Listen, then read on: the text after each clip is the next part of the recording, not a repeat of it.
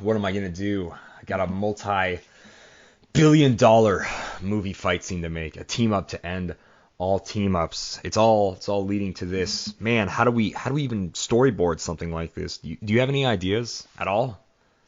Oh man, you look like super stressed about that. I'm crazy stressed. It's all on me, dude. This is gonna be the biggest What's event up with all these of the year. diagrams and all these like wires running across the screens and stuff? Like trying to mark way too many things out. Do you know how many characters are in this movie? Do you know how many crazy wacky abilities they got? Plus, they want me to throw in all these dudes.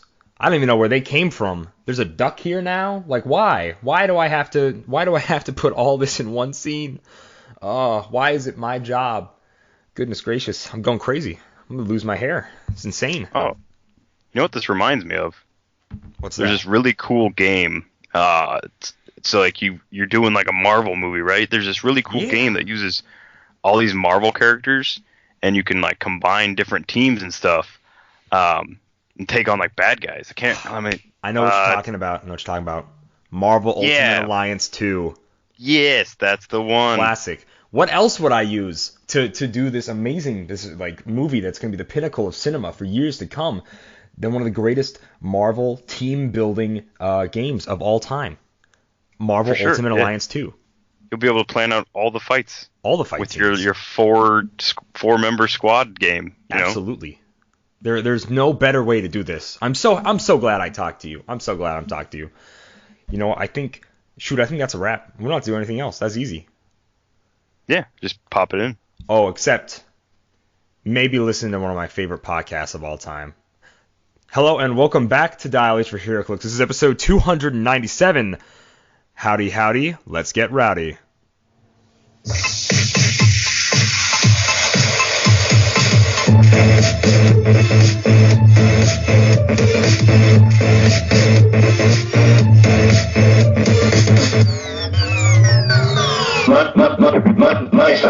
Hello and welcome back to Dial H for Heroclix. I'm your sexy ranch hand, co-host Kalder, and as always, Dial H for Heroclix is brought to you by CoolStuffInc.com, where you can find cool stuff in stock every day, including all the latest Heroclix singles and sealed products. Make sure to check them out at CoolStuffInc.com. Use code DIAL5 for 5% off your Cool Stuff Inc. order. Joining me in the studio, as pretty much always, is my good friend co-host Simeon Bruce. What's going on, Simeon? Well, what can I say? I don't have a lot going on, so I'm always here. You're always here. Cool Stuff didn't have something in stock the other day. What was that? So I hit the restock alert. Oh no. And now if they get it back in stock, they're going to send me a message. How cool is that? That is pretty perfect. Oh, wow. That's a good idea. You should do that if they don't have what you want. Absolutely. It's huge. I do that. I have like several of like the zombies on restock alert, I think. Stuff like that. Yeah. So I can steal them from people. Yeah. I actually got one from like 4 years ago for like a figure that I had like long since like realized I didn't need that bad. And they finally got one, I guess, and like sent me an alert. I'm assuming they sent like a couple people alerts or something. Probably. And yeah, I got one and I was like, why would I want that? Like, so silly. Well, right on. Like always, we like to start off with what made us happy this week. Simeon, you want to go first? What made me happy this week? It was a real long week for me. On Tuesday, I went to Vegas, the big city in the desert where somehow people live. I went there. I saw the Tim Burton exhibit, Lost Vegas, not Las Vegas, not L-A-S-L-O-S-T, Lost Vegas. It was a really cool exhibit. He grew up in Vegas, so he's got like a lot of history with the place. That explains a lot. Yeah, it inspires a lot of his like kind of wacky stuff. But yeah, it was cool getting like a peek behind the curtain kind of thing, and it was in the Neon Boneyard. It was like all this collection of all the old like neon and like hotel signs and stuff. They like some people like this. I think it's like a non-profit. They like saved all these signs and put them up in this place. Hotels, casinos, and stuff like that. They just got them around. Okay, cool. It's pretty cool. It's kind of like a boneyard, scrapyard looking kind of thing, but that was fun. And then I got to play a lot of Captain America sealed. So Nice. In Las Vegas or just in general? no, actually, I came back Friday and I missed Wednesday and Thursday, which were my regular venue release days. And then I did manage to get in on one today, Sunday at Dragon's Lair, and I pulled another Ultron chase, so that always makes me happy. I hate Simeon Bruce so much. How many sealeds have you played in so far? Like altogether sealeds?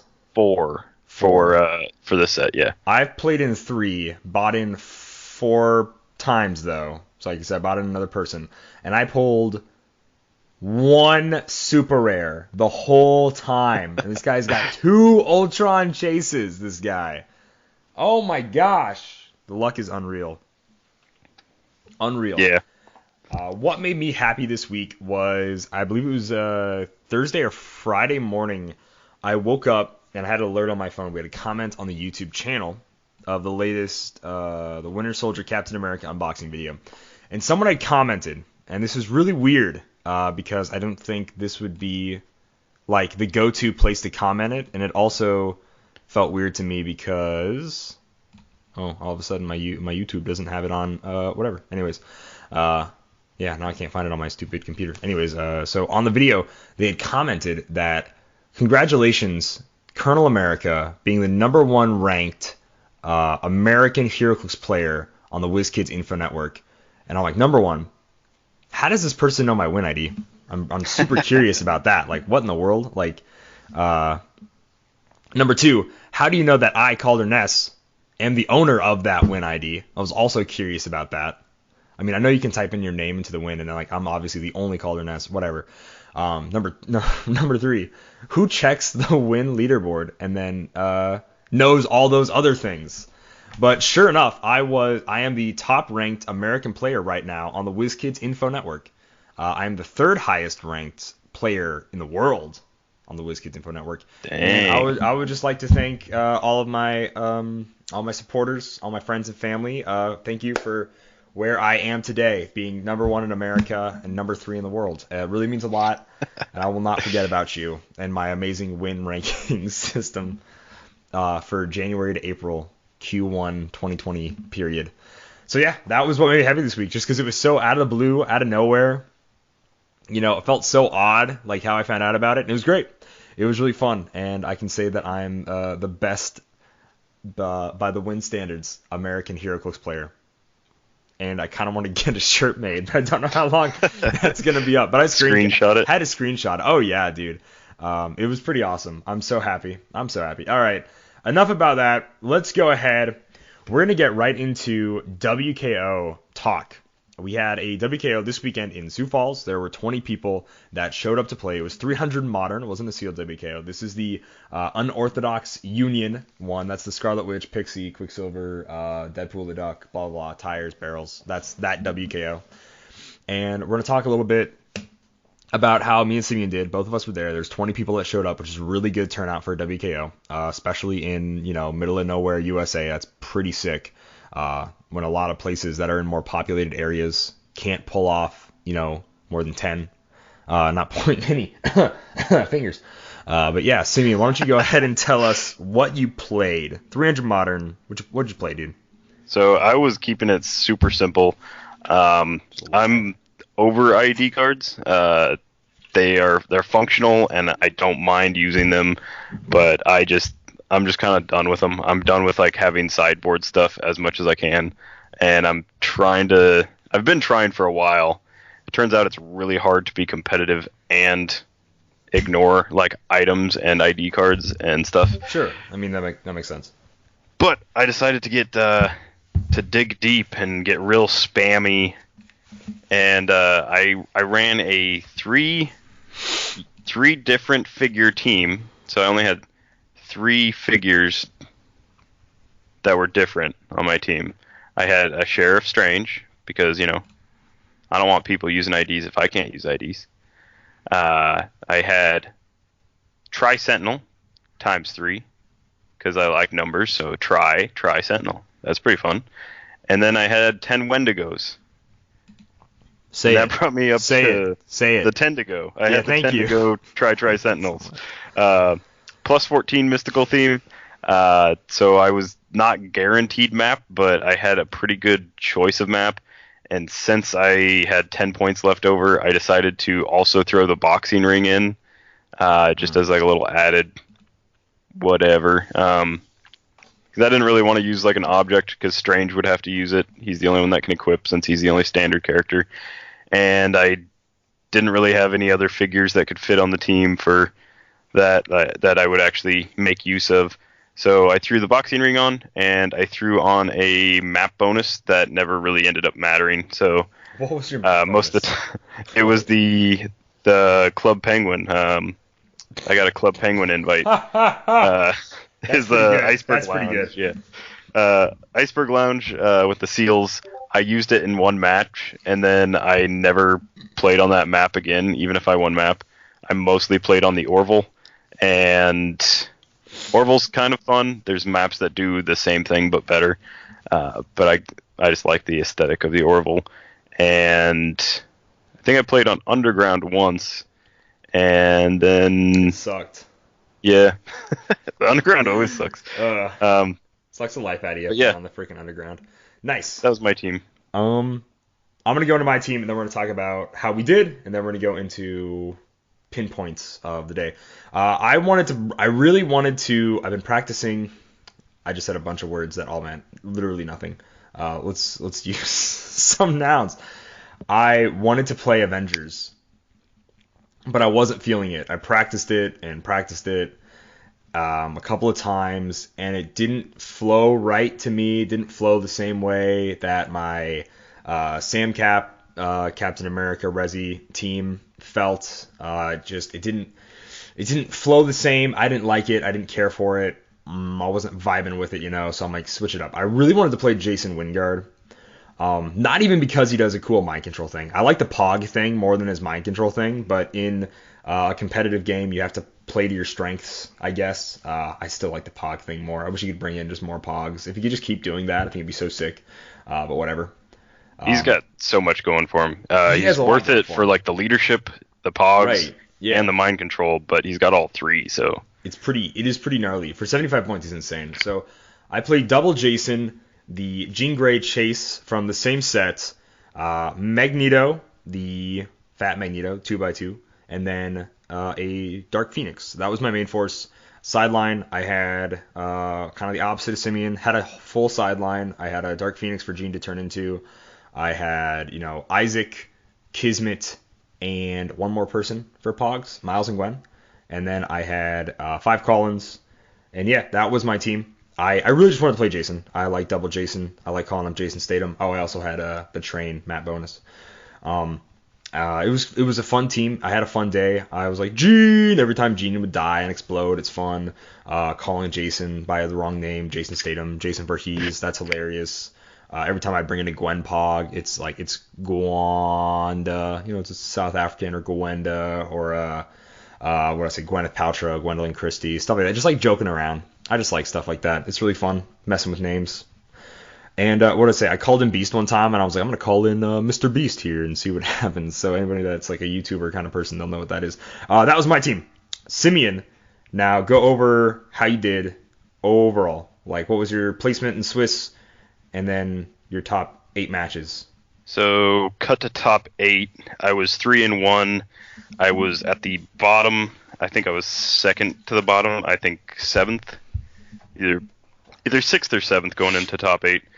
And then I ended up getting 3rd overall, I believe. Nice. Just because the person that was the 2 losses in top 4 were me and the full point Unimine team that did not score a lot of points. So I think he scored like 40 points in top 8. So oof. Yeah. I got 3-1 in Swiss as well. I ended up doing really, really, really well in the tournament. But you're going to have to watch Devin Adams' Happy Little Heroclix videos to see how well I did. You can also see Simeon in one of the videos, which is cool, which is pretty sweet. Mm-hmm. So we're going to link to those on the Facebook when they come out, and we're going to go ahead and yeah, stay on top of that. Make sure you guys see all the videos, the whole journey of the WKO, and how everything went in there. I want to talk about it right now, but I think you should all see the gameplay and stuff for yourself and go support another content creator like Devin.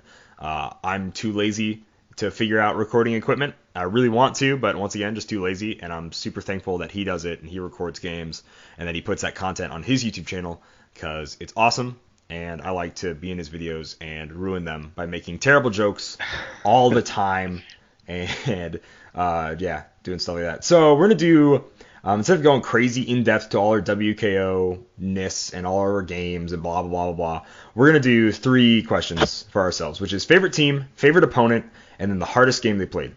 So Simeon, give me your favorite team. My favorite team was the guy that showed up with 10 Wendigos and 3 Tri-Sentinels. Okay, he was a scumbag. You're not allowed to choose garbage people for favorite team. New rule. The garbage man. Also, my favorite team was actually, it was run by Isaac Denke. It was a monster squad. I think it was +8. I won't be able to tell you everything on it, but it was, let's see. It was Green Proteus, the rare Proteus, the Colossal Prime Storm. It's not Colossal, but the 2x2 Prime Storm. Surtur. Man. I'm blanking. Yeah, there's Carnage, probably monsters that are big. Yeah, and then his main focal point was the Dweller in the Darkness, which is an LE, and I thought that was super cool. That I hadn't looked super hard at him. He came out with the Nightmare.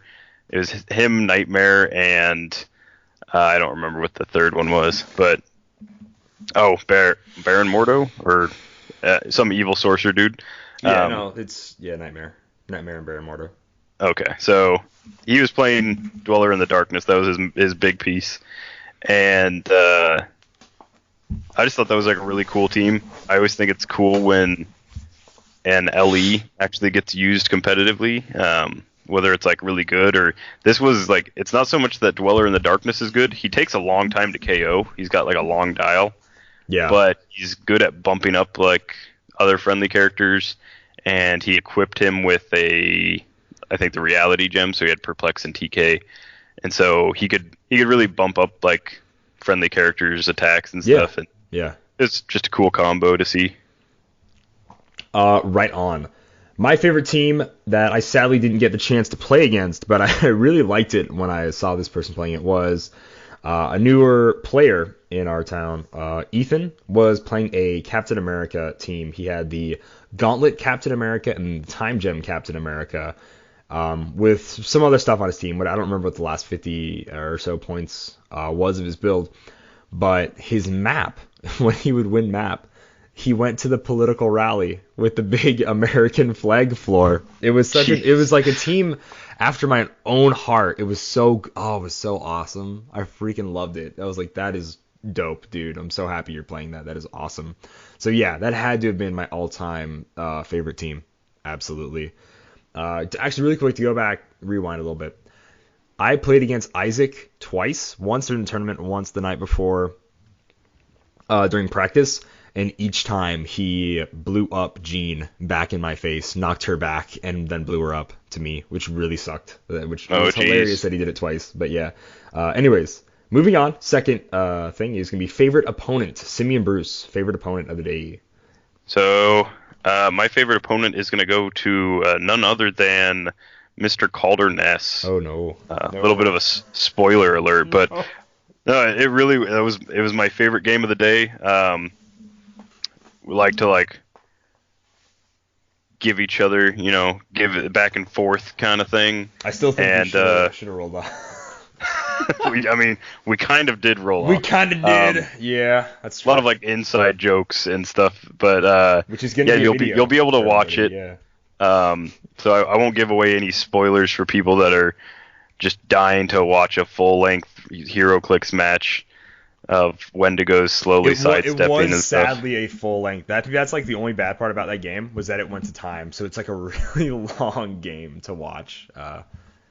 But I mean, it's never just like a dead moment. Like no, it wasn't. It was like very good back and forth. So it wasn't like any. It wasn't any like just like I barrier and like I wait until like I get like a good opportunity to attack. We were always attacking and slowly whittling each other down. That don't know how to shut up on a game. So yeah, halfway through, I asked you if Count Chocula or the Count from Sesame Street who would win in a fight. Like that was like the stupidest. And I heard Lucas from behind me. He's like, "Calder, play the game." I'm like, "I'm sorry, I'm sorry." But it was hilarious, like, because you blew up all the block. I don't want to spoil it too much, but it seriously was a fun game. It's a hilarious game. I always love it when we get to do Nemesis games. It doesn't happen enough. Got to happen more. It needs to not happen in top 8 too, because then we don't get to see each other the rest of the day. It sucks. Yeah, I need to knock you out before top 8. That's right. You got to knock me out before top 8. Jeez. See, it's really hard because I loved that game too, but I really, like, for my favorite opponent, I had to give it to Devin because it was one of the most fun games I played that day as well, which was the game right before this one, which is also on stream, which is great because Devin was playing a team that was just like, he's going to blow up. He got Gene, he's got Angel, he had Skull to like drop a tank on me right away, and he's like, I'm just going to blow everybody up. He's got the Green Lantern girl that brings people back to life. So they can blow him up again. Yeah, blow him up again. So I practiced Devin's team twice.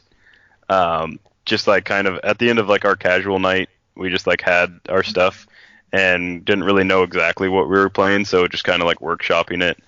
And his team I've played against like his Anarchy team builds, and I never played against his Punisher Van bomb team, which also everything blew up on. That was rough. That was a team I played like 2 or 3 years ago. That sucked. That was a rough team. Yeah, it's just so fun. Like when like you just like sit there like watching him kind of like maneuver, and then you're just like, oh no, like there is no way that like the next 2 turns go by without him blowing up at least like twice, and this is going to be so bad for me. Like such a fun and it also it's a team that like throws points at you, so even though it's terrifying and you're losing or like potentially losing, you're also just like getting 150 points from like Gene doing it twice, or so I think it's a hilarious team, and like there's a lot of blowing up going on. His Gene, my Gene, all the Genes blowing up. Angel, it was awesome. Blowing up's great. I love it. All right, hardest game that you had to play, Simeon. So I would say like the only loss in Swiss. I would say that was like a hard game, but it was against Vulture, and it really came down to, did I take out enough of his Perplex, or like could I get to his Vulture? And once the answer to that was no, like the game was just over. It was over like round or turn 3. So that's not really a hard game. It was really like, I do this one thing, and if it works, then it works. If it doesn't, it doesn't. Like that's how Vulture games go. So not really like a ton of thinking involved. So my actual hardest game was against Jonah Fleming. I think that's his last name. Not 100% sure. Yeah. It's not Hill. He was running double whale monster stuff. Surtur, some Wendigos on his team as well.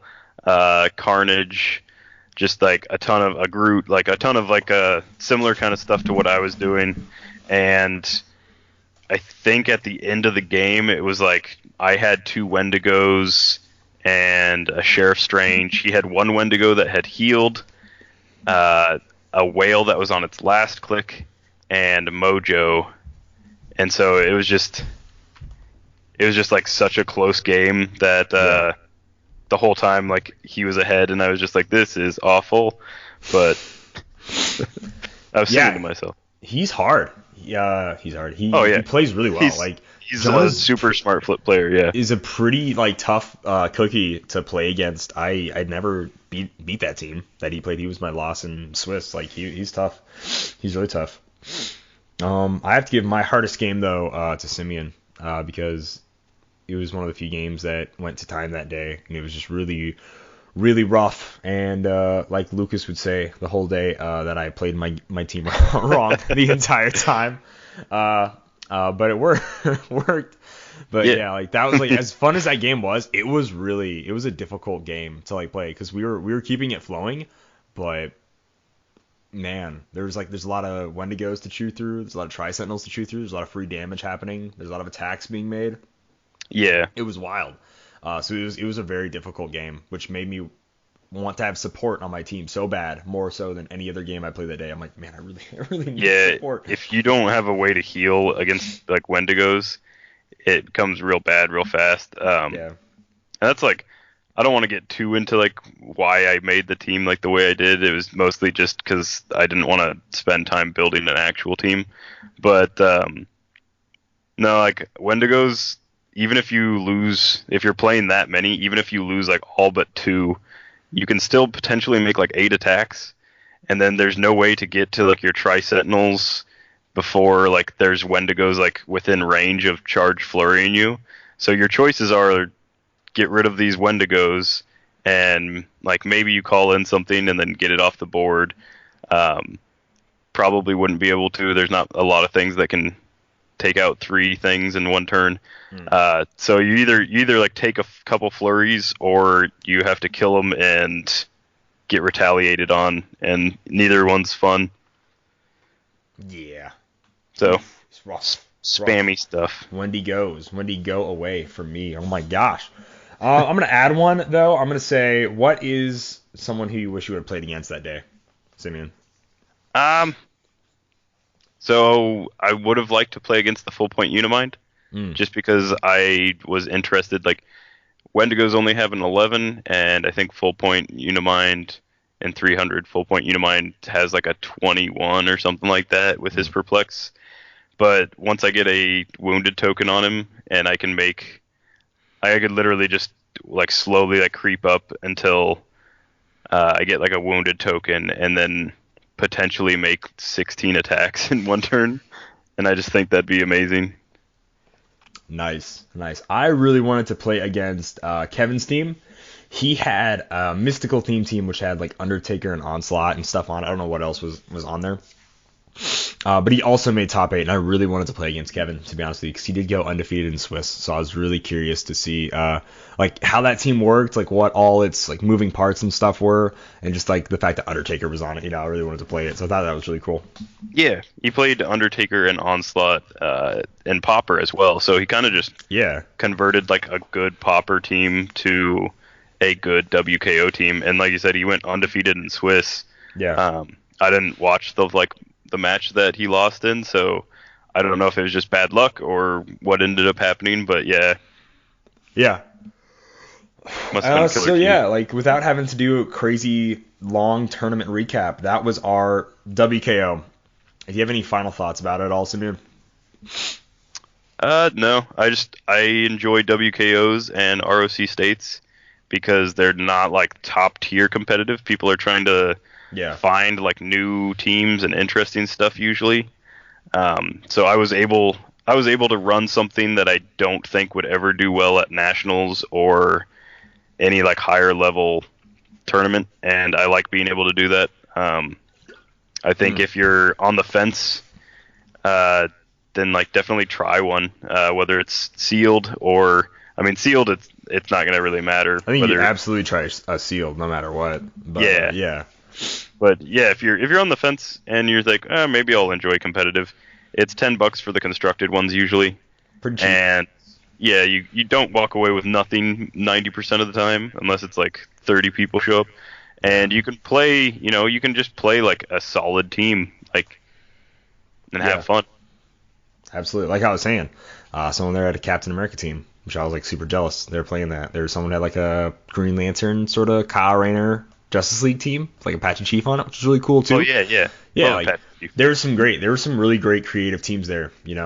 Even though there were 2 Vulture teams, there's also some other great creative teams there as well.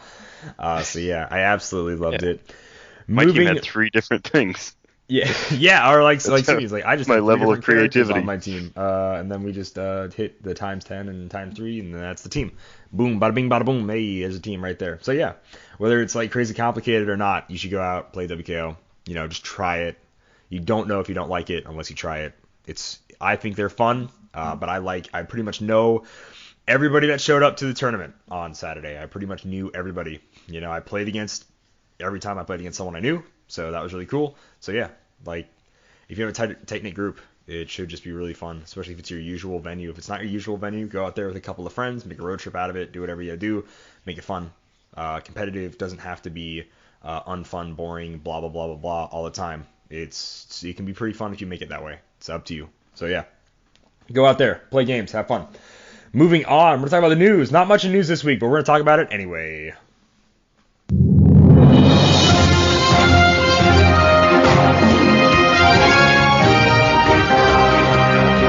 Simeon, Justice League Animated is a set that exists. Tell me about Justice League Unlimited series, the blah, blah, blah.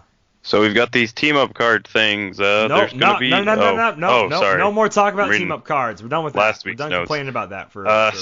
So we got another preview for Justice League. It is number 047, Speedy, real name Roy Harper, no team ability, 6 range, 45 points. We didn't get any of his team-up cards, so we don't know what those are. He comes in with the Justice League, Outlaws, Outsiders, 7 Soldiers, and Teen Titans keyword. So I'm guessing he'll probably team up with some of those people. He's got the Justice League Unlimited trait, which is fun for a 45-point piece. That's like the roll of 6, remove an action token from someone with Justice League that's 100 points or less. He's got one interesting thing about him. He starts with Running Shot, Leap, Climb, Energy Explosion, and Energy Shield. Ooh. 11 attack, 3 damage for his first 2 clicks. But his one interesting thing that I don't know yet if it's going to actually work or if it'll be good enough to play, but it's interesting. He has a trait that is Quantum Arrow, Power. Once per game, choose a square within range and line of fire. Then Speedy can use Pulse Wave at no cost, as if he occupied that square. That's real fun. It is very similar to who's the Exodia. Exodia could do a thing like this where you would use Pulse Wave, but you would choose a square to like originate the Pulse Wave from. Yeah. So this is fun because it makes it like an easy way to single target a Pulse Wave, or to just basically like double his effective range for Pulse Wave. So either way, super cool for a 40. Me a lot of, which is like kind of the same thing, which is the Hadron the Enforcer trait that Drax and Star-Lord had from the first Guardians of the Galaxy movie starter set. That was a pretty sweet trait, basically the same. Oh yeah. I love the Pulse Wave from a certain spot. It's really sweet. Yeah, and it's not broken because it's only once per game, so I won't be able to spam it. We'll see if there's a team-up card that maybe makes it worse. But on top of that, WizKids decided to drop all of the digital renderings of the sculpts along, attached to the files of the images were the set numbers and names. So we now have the full set list. If you go on to HC Realms, there's an evidence thread that has every single person. We don't have all the dials yet. We don't have most of the dials, but we know everything that's going to be in the set now. So we know some of the top dials of characters now, thanks to some of the real life pictures of some of the sculpts, which is really cool too.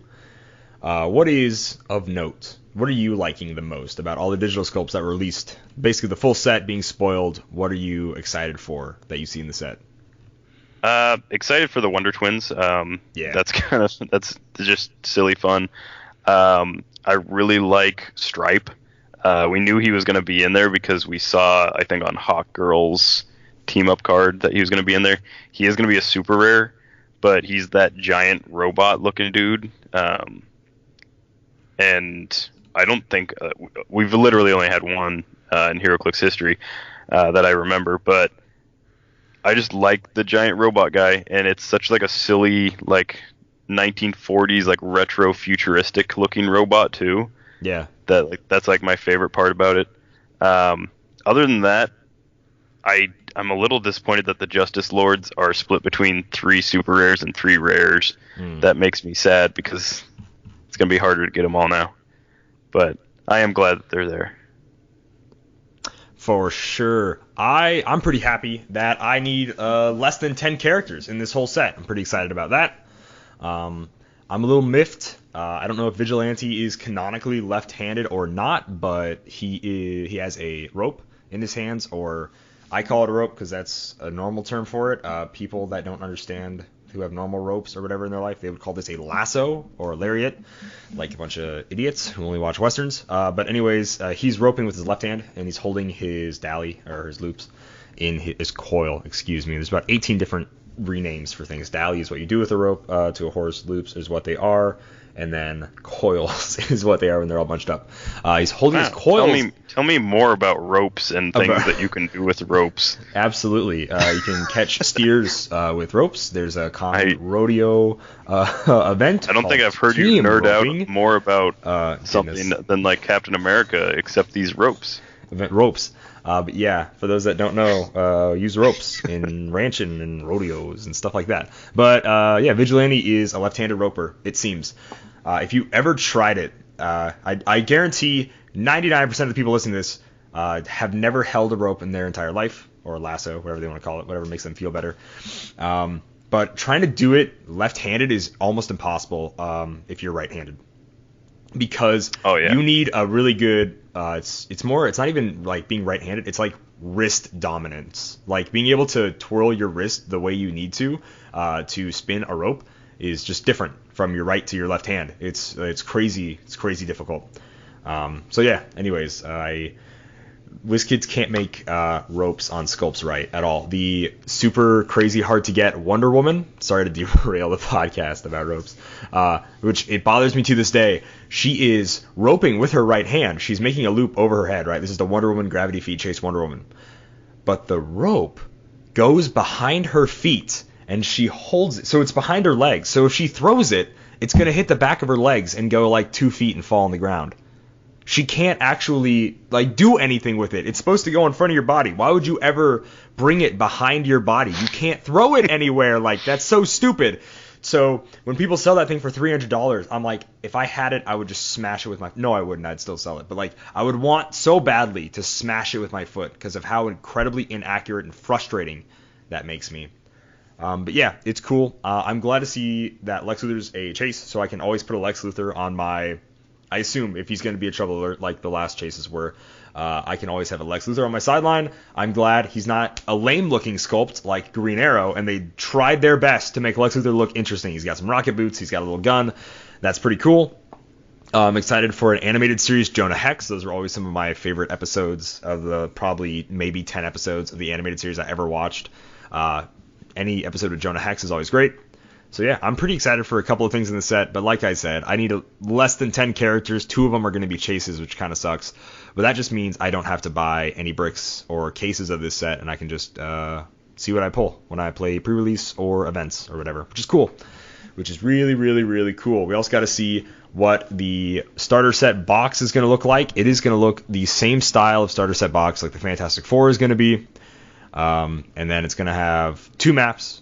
2 double-sided maps, it looks like. It's got Green Lantern, Martian Manhunter, Flash, Superman, Wonder Woman, Batman, kind of the main Unlimited Justice League team, which is cool. So yeah, that is Justice League Unlimited. Anything else to talk about there, Simeon?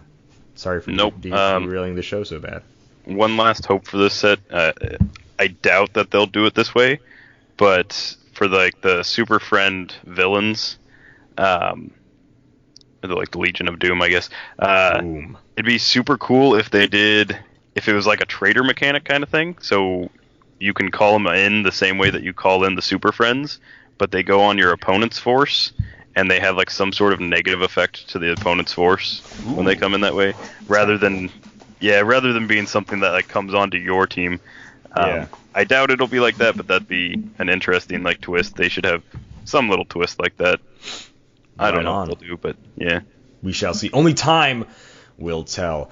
The only other interesting piece of news, which I'll try to get through a little quickly here, was there was a sci-fi article about the Avengers Endgame and how a tabletop game, this one, helped shape the epic final battle. The article goes on to talk about one of the VFX artists. His name is, let's find it, Delu. Oh, wow. I thought I could look at it and it'd be a really simple name, and it's not. It's Dan... I'm going to call him Dan D. Dan D here, VFX Marvel artist, talked about how he had decades worth of comic books and a box full of Heroclix plastic superheroes and characters that he and his VFX team could smash together. He said he all brainstormed it, and he says we're all fans and we all know how to play together, which means the VFX team behind Avengers Endgame knows how to play Heroclix. I would love to go into work one day and just see him playing Heroclix and be like, nah, we need about 18 more Outriders over here. Yeah, over there too. So yeah, it's great. They go on to say kind of how the worthy hammer moments for Captain America was more from Fear itself, and then how they kind of talked about how they want Spider-Man to be on a Pegasus and blah, blah, blah, blah, all sorts of stuff like that. But the big thing is that, and it's kind of only a small bit in the article, but they say that they used Heroclix to help map out the final scene, which is kind of the joke we made earlier in the episode, which we're now explaining 40 minutes in. Hopefully that makes up for that. So yeah, I think this is pretty cool. I like seeing Heroclix make a splash in other pieces of media that we enjoy, which is why it's cool that like Scott Porter plays with Heroclix, et cetera, stuff like that. What do you think, Simeon? Yeah, I hope the trend continues where it's like, it would have been cool had there been like some like working but like behind the scenes with like WizKids and them. Of course, they were just like using the product, so there's no reason to contact WizKids and be like, hey, can we get some newer ones for free for this movie? That wouldn't be necessary, but I just think it's cool that like that's going on. Xavier Woods' channel is like probably gonna pick up series 2 of the WWE Heroclix. I can't imagine, like, why wouldn't you want to play with yourself? Like, that's totally what he's gonna do. And then Jason Aaron, a comic book writer, he did like a bunch of big this was Thor also events. Interaction on Twitter.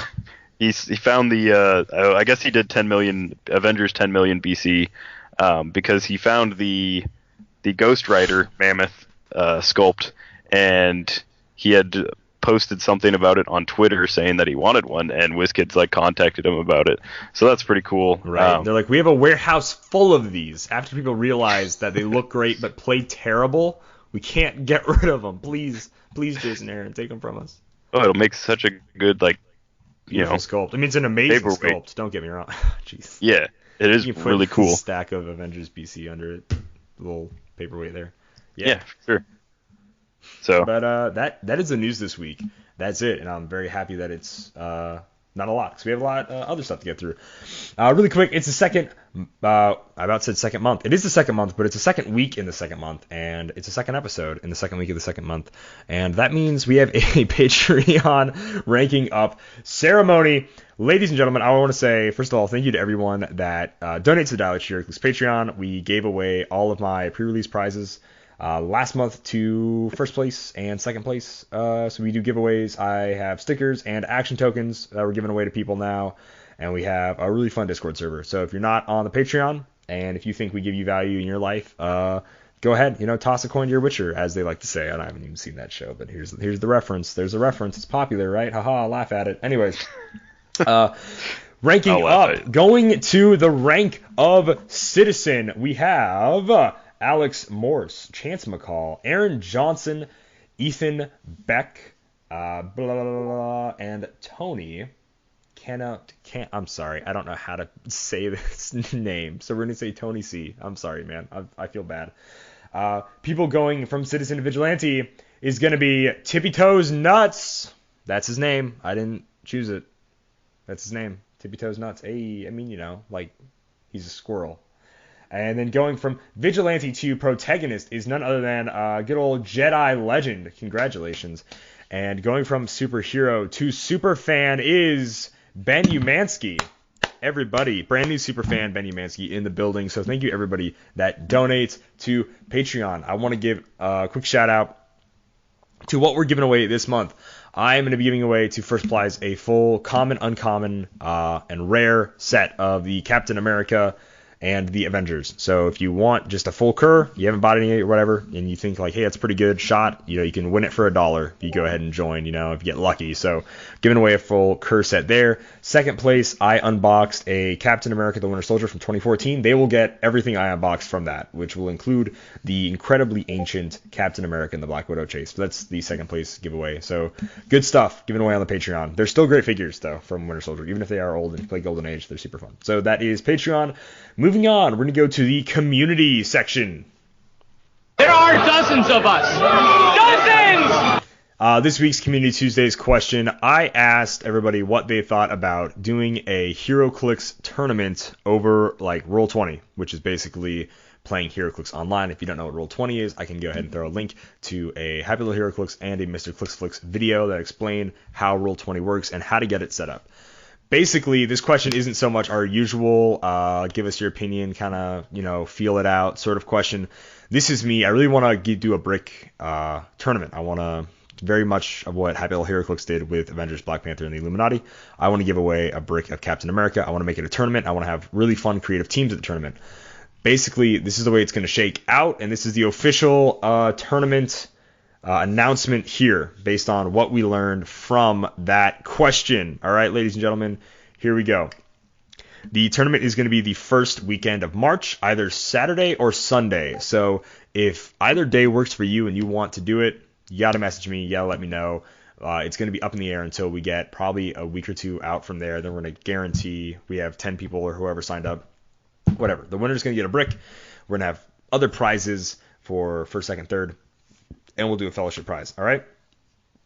And then tournament entry is going to be $10. We need at least 10 people. Brick's going to cost $100-ish bucks. It is going to be sponsored by Cool Stuff Inc. I'm going to be doing that. But in order to keep the cost down, I'm going to need to do $10 each. And if you are on the Patreon, you can subtract whatever you donate each month from Patreon towards your entry fee. So if you donate $1 every month, you only need to do $9. You donate $7, $3, etc., etc. You donate $10, you have a free entry into the tournament. The tournament is going to be 400 points. You can use any figure, right? Even if you don't own them, you can use them, okay? Since it's all online, you don't have to show that you actually own them. You just, download their pictures.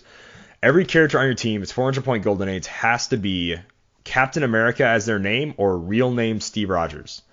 That is the build. Fairly simple. It's basically figures only, except for there's one game element that is Captain America, and that is the ID card. So you can use the Captain America ID card. You can use stuff like the Asgardian shield.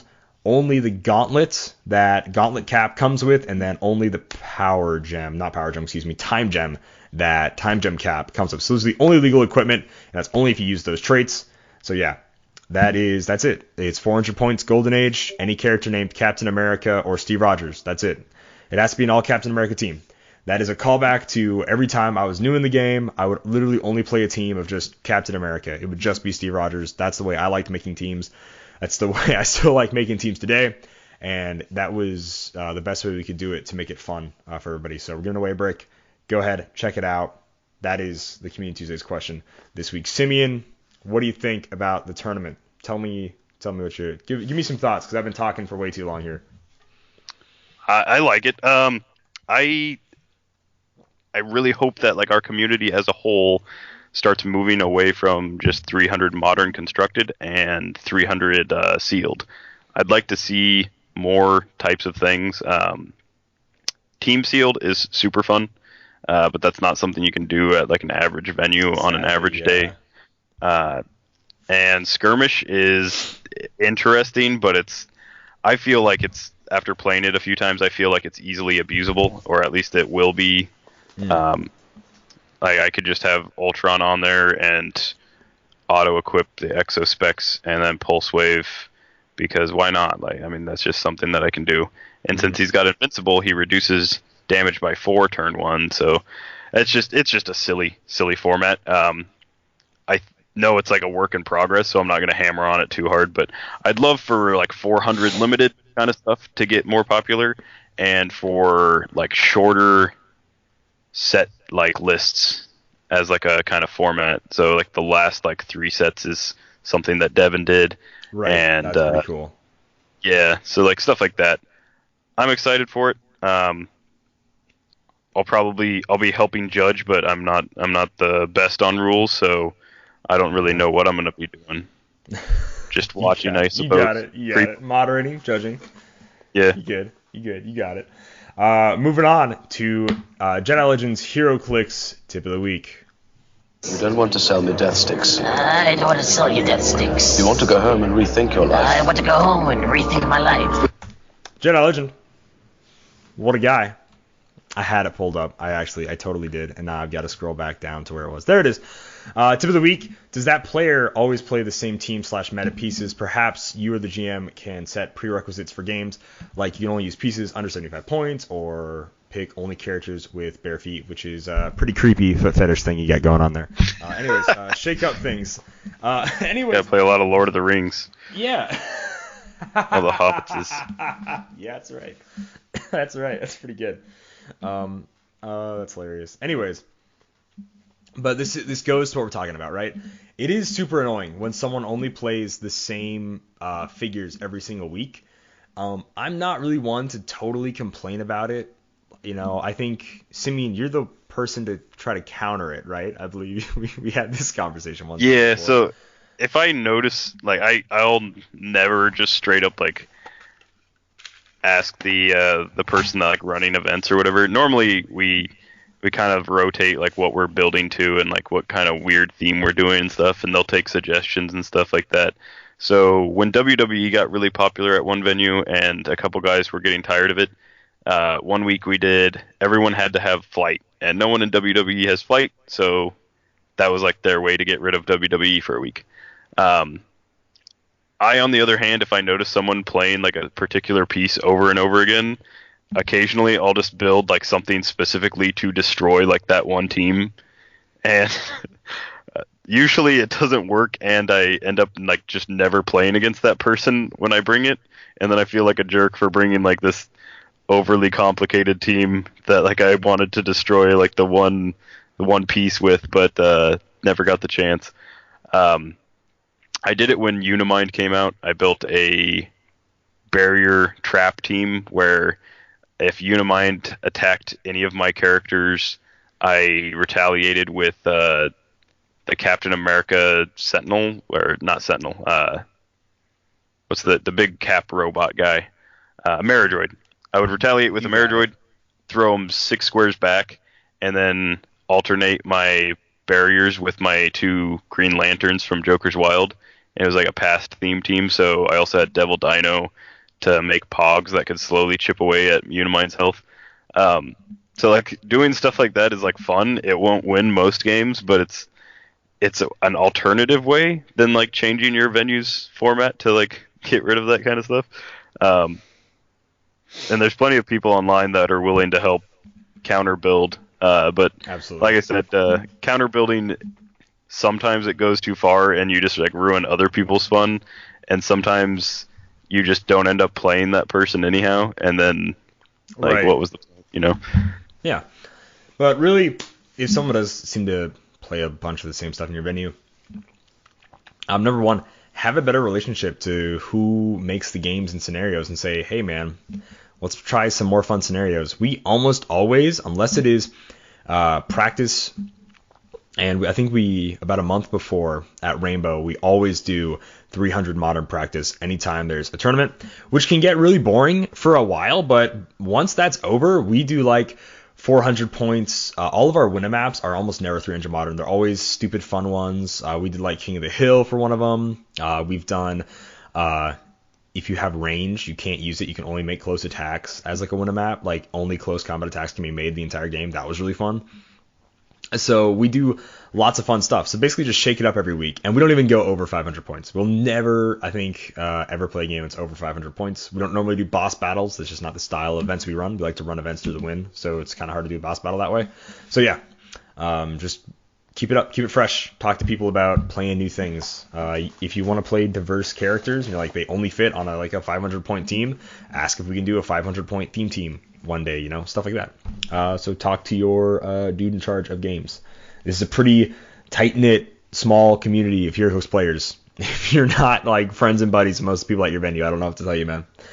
Moving on, we have questions from our man from Japan, Malcolm Rush. Let's get right into it. That's in Japan! Japan? No. I can't go to Japan. He says a lot of politics happening. All those politics. They're happening. Sure is. It'd be like that sometimes. So he's like, let's have fun with a Heroclix twist. We got 7 questions here. Number 1, best worst favorite Heroclix characters with the politician keyword. Simeon, I'm gonna do We'll just go. I'll do best, you do best, then worst, then favorite. All right, sound good? I think the best character with the politician keyword, this is not me saying like my favorite or personal best, whatever. I kind of would say, hands down, Prime Nighthawk is probably the best character with the politician keyword, in my opinion. Ooh, that is a good one. I think he's really strong. You can't modify your combat values up. I can't remember. It's rough. In Squadron Supreme, I don't remember if he was president or... He was the president. If he was like a mayor? That alternate Squadron Supreme universe, he was the president. Okay, yep. Yeah. I actually took my hiatus like slightly after Nick Fury set dropped, so there was like a very short window when I could/did play against Nighthawk Prime, because I never owned one. It was just... Neither did I. I really pricey. hated playing against. He was my least favorite character to play against for a very long time. He sucked. Oh, yeah. He sucked. All right, best. But for a good reason. He's effective. Best for me is the Dark Knight Superman, the Chase from Elseworlds. I like everything about him. He's a little bit point heavy. I don't know if he's worth the points, but man, does he like pack a punch, and he's just like one of the better Superman we've gotten. He's got a way to heal himself. He's got a potential like way to like protect himself from certain things, and he's just a huge threat when he's on the board. Also, our local area alone opened like 7 of them. We didn't get like... Jeez, really? Yeah, we opened 1 Green Arrow, 1 Robin, and then anyone else that pulled a Chase, like local, was Superman. Yeah. Right on. I could say the worst character, the politician keyword. I don't really know totally, but then I saw this person pop up when I hit politician, and it's Geoforce, because man, did Geoforce suck. He was just a bad figure, and he just also happens to have the politician keyword. So Isn't he a super rare? Yeah, super rare from Joker's Wild. Probably the worst super rare to pull. Wow. I didn't say that. There was a lot of terrible super rares. That was a bad set. Joker's Wild was a terrible set. So anyways, Geoforce was just really like a bad stinker in that set. Worst character, politician keyword, Simeon. Or leadership, I guess, but yeah. I went politician. So I said, what if Daredevil? I think it was the rare one. I think he was like bodyguard to Foggy, or I don't know. Yeah, I don't remember what the storyline was. Yeah. I don't remember the storyline, but all I know is for 50 points, every time I pulled him and sealed, I set him off to the side. I have like 7 of them in like my collection of what if stuff. I have never once fielded him. There's just so many better Daredevils, and there's so many better literally any other aspect of him. He is a terrible figure. Nice. And then, favorite character, the politician keyword, I have to give it up to Zombie Green Goblin. I loved this character. And then when I noticed he had the politician keyword, I was like, dope. I'm so putting him and Howard the Duck on a team. This is just fun. So I like finding ways to put zombies on teams that aren't zombie teams. So I really enjoyed playing Zombie Green Goblin on a politician theme team. That was my personal favorite character, the politician keyword. Simeon. Personal favorite, one that I've used the most is Prez Ricard. I like the fact that I can fit him on any team, regardless of theme, or in spite of theme, I guess. His leadership is super good. It's one of my favorite kind of ones. It's cheaper than Jason. Jason's got a lot of better aspects, but I just like the fact that I can put him on so many teams, and he's a real solid figure. Probably, other than Mr. Oz, probably like the number 1 standout figure of Rebirth for me. For sure. Next up is best worst favorite Heroclix sculptures. I'm gonna go start.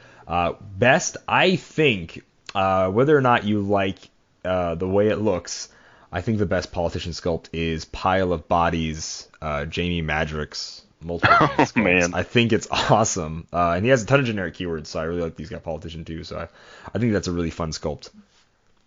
Yeah, I didn't even think about that one.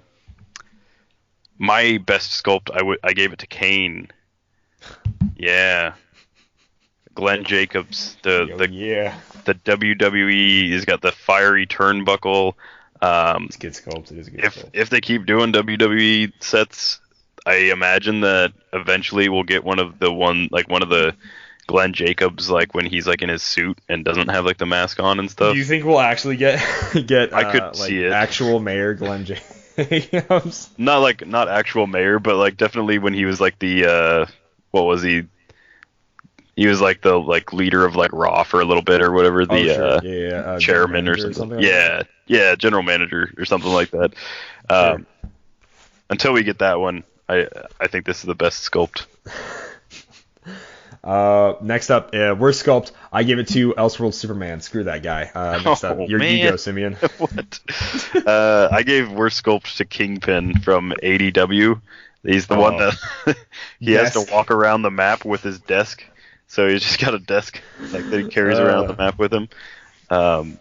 Such a bad design for like Kingpin is so much more capable than just standing behind a desk. Yeah, it's pretty bad.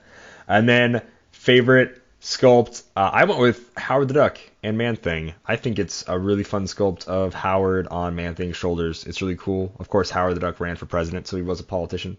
So that was pretty awesome. I just like anything with Howard the Duck on it is great. So he could not be on this list. Simeon. Well, the one you just said doesn't exist because it's actually called Man-Thing and Howard the Duck. Oh, Man-Thing and How? Okay, yeah, whatever. All right, shut but up. I also said that was my favorite. Not only is it like back when Poison was at the beginning of the turn, and so was Sidestep. You could get a lot of like mileage out of this guy. The other one from the same set, the other Man-Thing from the same set, was really good at Poison too. But yeah, such a fun. I mean, who doesn't want a tiny little duck kung fu guy on top of this like crazy monster? And clearly he's not afraid, because if he was, he'd be burning. So. Oh yeah, exactly, yeah. No, you're right. He's super unafraid, man. He's got you, dog. Next up is there a character that you think deserves a politician keyword that didn't get it? I have to give it to Motorized Patriot. He's not an actual politician, yes, I know, but he is literally a robot version of, goodness gracious, George Washington. Wow, okay. Right, yeah. That long. And if the Atom, who I don't know if the Atom is a politician or not, but if he can be on a sculpt with also a robot version of George Washington, then the Motorized Patriot should have gotten the politician keyword as well. For sure. Simeon. I said most of Starfleet. There's like a ton of. I think like Jean-Luc Picard is one of like the few Starfleet members that got politician. So the original series, there's barely any. I guess we don't have like a ton to choose from, but yeah, the original series didn't have a ton of politician keywords in Starfleet, and that's like supposed to be like one of their big things. They're like, they're like envoys. They're not like waging war out in like the depths of space. They're supposed to be, forming alliances and stuff like that. So it would have just made way more sense to give them. They're the lame sci-fi who like talk about their feelings and their problems or whatever instead of laser swords and missiles. I hate it. Next up is number 4 in comic books, TV shows, or movies. Best worst favorite politician or leader and why. I think I chose all presidents. Yes, I did. I think the best politician in any form of media, these are all comic book related, so they're all comics, is going to be President Lex Luthor from Red Son Superman.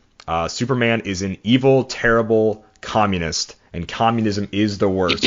And Lex Luthor is a president, like he was a president in normal DC, except he genuinely he was so worried about destroying Superman, like he is always, except for the fact that Superman is an actual enemy of the state. So it changes his viewpoint from internalizing American industry or whatever to making it as good as possible, making sure the whole world knows. Because at this point, Superman was like, I should just forcibly make everyone a communist. Look how happy everyone is. And it's like, everybody literally hates this. You are an idiot fool, you stupid man. And Lex Luthor is like, capitalism's going to win, dog. Here we go. And then he's like, boom, American industry, boom, sciences, education, blah, blah, blah, blah. And he makes America like the best country ever in this alternate universe. And I really, like, he's like genuinely a good president of the United States. And everybody cried like when he eventually died or like whatever. Like he's like actually a good president. And that was awesome. So yeah. Nice. Simeon, best fictional politician. Speaking of that, we never got a President Lex Luthor from Red Sun. No, we didn't. It makes me so mad. Played so way mad. more of a role than Brainiac, so exactly. Take that for what it is. Yep. I put Corndog Girl, which if you've read, so DC revamped Prez back in like 2000 something, 2012, 11, Sure. 13, whatever. They revamped it, and it was a viral video. So it was like in the future, a viral video of a girl working at like a hot dog stand, ended up getting her like voted for like write-in candidate for the presidency, and she ended up winning somehow. What? So that's just like, that's one of my favorite ones. It's like a fun story. It's made by DC. It doesn't take place in the actual DC universe, but it's just like a fun side like thing. And then Glenn Jacobs, Kane. He's he's definitely one of my favorites. Why wouldn't he be? Next up is worst or least favorite leader / politician. I went with number one from without any real world connotation. This has nothing to do with the actual person, but in the comics, it was heavily hinted that this person was the president of the United States at the time, and he was running he was in charge of Secret Empire, not the new one, the super old one. And he also he released the Servant Society snake virus in Washington D.C., which was like a good 4 or so issue run in the 80s or so Captain America comic books, and it was like the president of the United States did this. That's just terrible. That's what are you doing? That's just bad. So yeah, actual villain bad guy number one from Marvel Comics, Simeon. All right, and mine least favorite politician or leader. Least favorite. There's a comic called Letter 44, and it's about how each president writes a letter to the incoming president. So the 44th president writes a letter to the 45th. The 45th writes one to the 46th. Stuff like that. It's an alternative timeline where there's aliens out in the solar system, and so it's based on real events in a slight amount.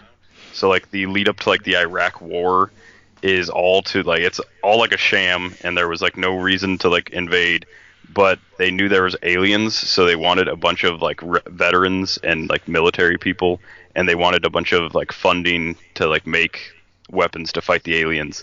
So they made up this war so that they could get this funding. It's a really long, complicated story, but it's super interesting. And basically, all the politicians in the story are the worst people. And I guess the president in the Boys comic is also equally bad. But yeah, both good comics. I don't know if we even saw that much of the president in the show, though. I don't think so. I haven't seen the show at all yet. Maybe not. It's good, but it's really weird. It's really weird, but it's good. Super weird. Next up is favorite leader. I'm going to go with, this should be a surprise to almost no one, but Captain America from the Ultimates universe. He was a more violent and whatever Captain America, which is really cool. And he straight up during this big crazy war or whatever is going on in America at the time, he just flies his fighter jet around and stops in U.S. cities and towns and stuff and sets people straight. It's pretty funny. He was pretty good as president. So I really enjoyed those few Ultimate comics with Cap as president. It was pretty enjoyable. It was kind of the what if Captain America's president of the United States. In main Marvel comics, he was always against being an actual political symbol or taking sides or anything, that he's loyal to nothing except for the dream. But in Ultimates, he's like, yeah, I'm gonna be the president of the United States, fly this fighter jet around and talk and set things straight in America. So it was pretty fun seeing that as kind of a what if style thing. So Simeon. All right, I've got two favorites. Norman Osborn, when he's at the top of his game and he was super villain evilly. They made him a really good villain for a long time, and then they kind of returned him to joke status for a bit. But when he was at the top of his game and running Hammer and all that stuff, that was good. Or I don't remember what it was called. Then my other, it's got to be Wolverine when he runs X-Force. Those are my favorite X-Force comics. really good like tactician, and he's not like not like a great like leader in like the common sense, but really good at knowing like who's best fit for certain roles and knowing how to like make tough calls in certain situations. Right on. Next up, this is number 5. If you could elect a spokesperson from the Heroclix community to speak to WizKids, who'd you nominate and why? I think WizKids listens, number 1, to all of us more than this question makes you think. I think they really do have an ear to the ground. I don't think they show it a lot. Like my father not showing his love throughout my childhood. No, that's just a joke. Anyways, no, I think they really do. I think they pay more attention than you think. Even though we're like, are you serious? Like, this was such a terrible idea for the game. Why'd you do this? Like, don't you think? Do you pay attention to the game at all? I think they do. But I think they like to try a lot of things, whether or not they think so. I don't know if they understand their fan base, but I think they do listen more than you lead on. But I would elect someone to like kind of be the voice, not really the voice, but like someone who I think is a pretty good like speaker. Tony Rodriguez. I had a really good couple of conversations with him at Worlds, and this was a really hard question to answer. It made me think about like what Heroclix players do I think have kind of good views on the game, maybe like ones I agree with. What Heroclix players do I think understand more than just 300 modern competitive or more than just random casual stuff? Who do I think has a good grip on a couple different layers of the game? And I've only talked to Tony a couple of times, but when I did, I really enjoyed it. So I think Tony Rodriguez would be a pretty good spokesperson for the game. Whether or not he would even want to do that, I don't know, but I think he would be a solid choice. Nice. Yeah, I have to say I don't know who that is, so I can't really. We played a battle royale against him in Worlds. Okay. Yeah. Yeah. I think you were there too. I'm pretty sure you were there too. We'll talk about it later. All right. Yeah, you can fill me in. So I thought about this for a while, and I didn't really have like a specific person in mind.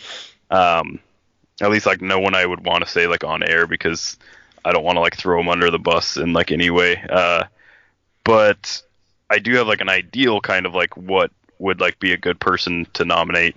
And that'd be someone that, yeah, like you said, someone that understands like both casual and competitive styles. And to add to that, someone that's either like plays Magic or someone that has been in like the Magic community, or not necessarily Magic, but another like really big collectible game that has like any collectible game that has 10 times the amount of Heroclix players than Heroclix has, something like that, where they could take the knowledge from that like larger property and bring it to like WizKids and be like, hey, this is like the formats that work for us. This is like what we do. Different things like that. Just like bring in a different perspective from other industries that have seen success. Right on. No, that's very solid. And number 6, if that person was picked to do a kind of spokesperson thing, what issues should that person bring up to WizKids and why? The issue that I've been having the most, I want to like their choices for sets. I really do. Captain America, EarthX, Secret Wars Battle World. I like all of those storylines. I like those characters. I like whatever. They make their sets, so I don't like their sets. And it really bothers me. I want to be able to collect the whole set. I am, to be honest with everybody, begrudgingly collecting the whole Captain America set because I already have the other old Captain America set fully collected and all the other ones, and it would be bad and incomplete if I didn't also collect this one. But there is about 35 characters that I can solidly say in the new Captain America set that are actually 100% related to just Captain America. Or even like, whatever, they were an Avenger or whatever. And that's a bummer when only half of the set and that none of the chases, really, besides the Ultra Chase, are related to Captain America, really makes me the biggest, I would say, one of the most diehard Captain America fans, not want to collect your set. I can name hundreds of characters, or not hundreds, but like I can name a bunch off the cuff. And if you give me time to research, I could name hundreds of Captain America characters that would make it still a balanced set for sealed, because they wouldn't all just have whatever, like the soldier keyword, blah, blah, blah, blah, blah, or something like that, you know? And they would be unique. They also wouldn't have been made in a while or unclicked. And I could have made a Captain America set for you that also would have interested other players. That wasn't just some like set that makes me not want to get it. You know, like I'm a huge Captain America fan. I screamed like a girl at Origins when you showed it, when no one else was excited. Yeah. It was a silent room, and I was like, yes! And I was like trying to like hold in my excitement for just the idea of a Captain America set, and everybody else was super unimpressed. And then they all hollered like idiots for Justice League Unlimited, and I'm like, who cares about Justice League, dude? Like, I could not give it. But yeah, you guys need to fix your themes. Making Earth X half Spider-Man, you made me hate half of that set. You know, you can, especially when you're going to make a Spider-Man set, that also boggles my mind. I like Spider-Man as a character. WizKids officially makes me hate Spider-Man in Heroclix because they keep putting him in sets and they give him his own sets anyways. I hate Spider-Man. Keep him out of sets. Yeah, we've got so many that it's so many. Like all they do is like they make one either like a little bit more points and like slightly better in a different way, or cheaper and like work better in like a team kind of thing. But there's like only so much you can do, and we have so many Spider-Man. It really is. And then Secret Wars Battle Worlds, like there were characters that, you know, didn't fit right, and for the most part it was all from Secret Wars Battle World, which was awesome. That was almost perfect, except for you left a lot of my favorite storylines out, and you only got one of the storylines I liked from Secret Wars, which was obviously the Valley. So yeah, fix theme and sets. That's what I would tell that person to try to talk to WizKids about, fixing the theme and sets, making the sets more thematic, and then not having random themes that have literally nothing to do with like the title of the set. Yeah, all right, Simeon. I think some of like the most iconic sets are ones that are based around like storylines. Fear Itself, War of Light, you know, Secret Wars Battle World to like a lesser extent, but like just like figures where you can be like, oh yeah, I remember that part from that comic, like, you know, like the Thanos when he's like the Traveler and his like cloak's all like tattered and he's been traveling around Battle World because he's like an outcast in that universe.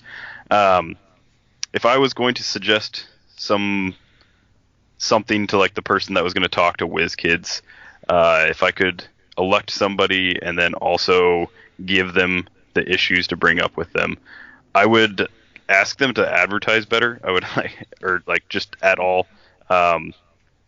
We don't have like a ton of like the marquee stands, if at all, like inside stores. And like, man, like it really comes down to the community to be like, oh, hey, like I saw you looking at like these little like plastic figures I'm playing with. Would you like to learn more?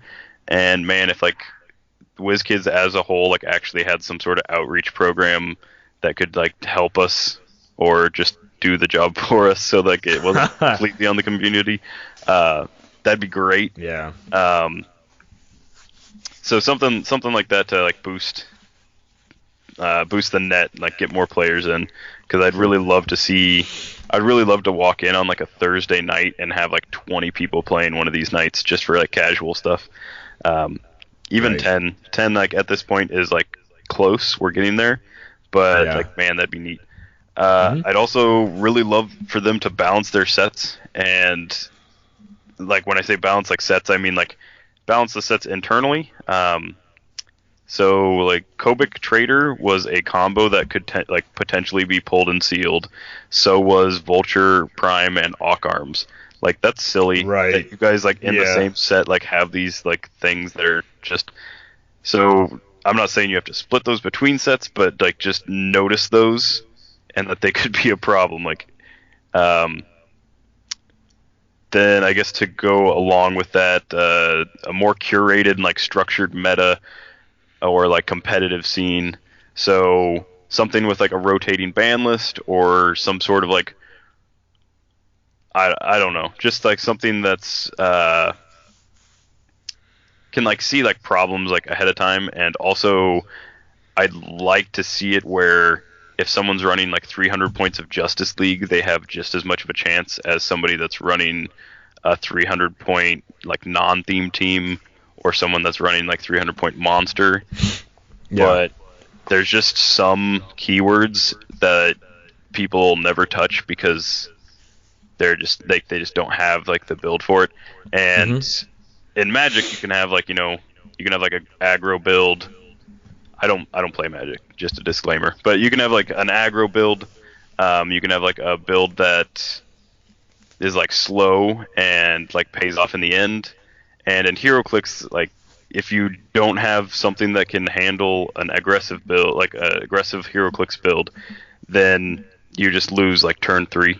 And if you have something that can, then it's either like a barrier kind of team or like a really protective kind of team, like a don't die team. It's just like really kind of stale to me, even though it's technically an open meta and there's so many options. They're really just there's so many options, but there's not at the same time. Right on. Getting them to rein that in. That's To go back to like how WizKids markets the game, lack thereof / not so much lack thereof, they do it in a really weird roundabout way and not a traditional way. From what I've sort of noticed, like giving, like they try to get new players by breaking into like stuff online, finding people that already have a platform and something else, and then saying, hey, you want to play Heroclix? Kind of like what they did with Austin Creed, up, down, down, right? And then gave him some Heroclix to play with, got in touch with him. That was really cool. That was like one way they did it. Another thing I've noticed a few times on Twitter, they post about streamers, people that like play board games stream. I find that boring. I don't get why people watch streamers. If I'm going to play a video game, I'm going to play my own video games by myself, because like that's how I want to play video games. If I am going to play board games, I'm going to try to get friends together, play board games. I do not understand why people watch streamers, why people watch other people play board games or video games, unless they're funny, unless they're like really, really, really funny. You know, I used to watch, not PewDiePie or Markiplier, but like other people play video games, but that's because I didn't want to actually play them because they were too scary and laughing at them was fine. But like, I don't get people that like watch live streamers. I could never watch live streams. I think that is super boring. I don't get how that's entertaining. But WizKids, let's like Scott Porter and his group of people, they'll sometimes play Heroclix, and maybe that's more Scott's doing than WizKids. But they also retweet out other people. I believe during X-Men animated series, they gave some Heroclix to some other group. I don't remember what their name was, and they played Heroclix there. They gave some Heroclix to like some cosplayer lady. I saw them retweet her on Twitter. And I'm just saying, if you want someone who want to play Heroclix and dresses up in stupid costumes, I'm here. Just saying. I probably don't have the following she does for obvious reasons, so, I'm here though, WizKids. The talent. It's the talent. It really is. It's just the raw, constructive talent in craftsmanship of the costumes and nothing else. So yeah, that's sort of how I see them sort of do whatever. But yeah, moving on. Question 7. Should WizKids let Heroclix players vote for certain characters? If so, how would you make it work? They did used to do this. They absolutely used to have a voting system in mind. I want to say, I don't remember who the last character they voted for. The one that always stuck out in my mind was Death's Head, because that's how we first got a Death's Head game ever. Someone voted for Death's Head. They used to have Iron this. Man. Yeah, in the Iron Man set. And so they should bring it back. So yes, they absolutely used to do this, and I think they should let them do it again. I think they should bring it back. I think it was really cool. I believe Killer Moth was almost always on there, and I think that's also how that Killer Moth got made. We voted him in, maybe, or not. I can't remember. Honestly, I never once voted for any of the characters, just because I really couldn't be bothered. I thought all the choices were lame, so I never voted for them because they were all bad. But then, we got Killer Moth, and he was terrible, and then we got Death's Head, and he wasn't so bad, so I think they absolutely should bring back the voting. And however they made it work last time was probably good. Make it a poll or something on their website. I don't know. Sid, what do you think? So, like, the one problem with, like, online polls and stuff, so I do think that, they should do this. There's plenty of articles and stuff, people talking about, like, unclicked characters, or characters that we haven't seen in a long time, or characters that just haven't been made in a way that like is like great, like perfect for them, something like that. So I think that they should definitely do it, and I think like it would make sense because we're the people that are buying the products from them. So if we're like, hey, this is like something that we want to buy, they could totally do it once a year maybe, and just make a convention exclusive figure, or like put it in a set. Like it really wouldn't matter. Like however they wanted to do it, they could like leave one slot in every set that they make and have like a vote. And the best way to use the vote would probably to like have some sort of like polling system at events or shops. So like you go to nationals and you can like, you know, cast like a little vote as like a side thing, or like worlds you can do it, or just like have shops like take like a poll of their like local players. I don't know if that'd be better or more accurate than an online poll. You could also use like the win system. I know there's like some people that have multiple accounts on there, and it wouldn't be hard to make like fake names and fake accounts on there, so I could understand why. But if you want to get around that, just like make sure the person has a certain amount of points, or they've, you know, they have to have been like a member longer than like the poll's been up or something, you know. Sure. Gotcha, my man.